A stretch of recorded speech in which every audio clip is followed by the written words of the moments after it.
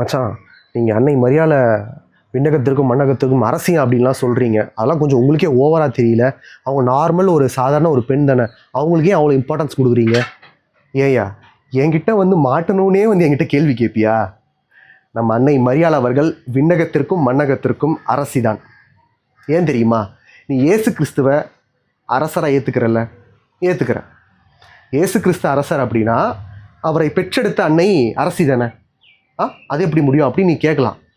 தாவீதின் வழிமரபுபடி, அந்த ஒரு கலாச்சாரத்தின்படி அரசருடைய தாய்க்கு தான் அரசி பட்டத்தை கொடுத்துக்கிட்டு இருந்தாங்க. போய் பைபிள் எடுத்து படித்து பாரு. தாவீதினுடைய வழி வந்தவர் யார்? நமது ஆண்டவர் இயேசு கிறிஸ்து.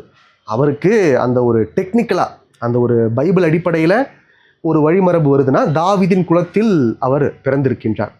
அப்போது தாவீதினுடைய தாய்க்கு அரசி பட்டம் கொடுக்குறாங்க, அந்த ஒரு வழிமரபில் அரசருடைய தாய்க்கு தான் அரசி பட்டம் என்றால் ஆட்டோமேட்டிக்காக இங்கே என்ன நடக்குது?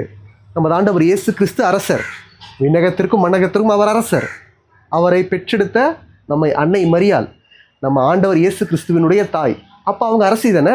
விண்ணகத்திற்கும் மண்ணகத்திற்கும் அவர்கள் அரசி தான். இதில் என்ன சந்தேகம்?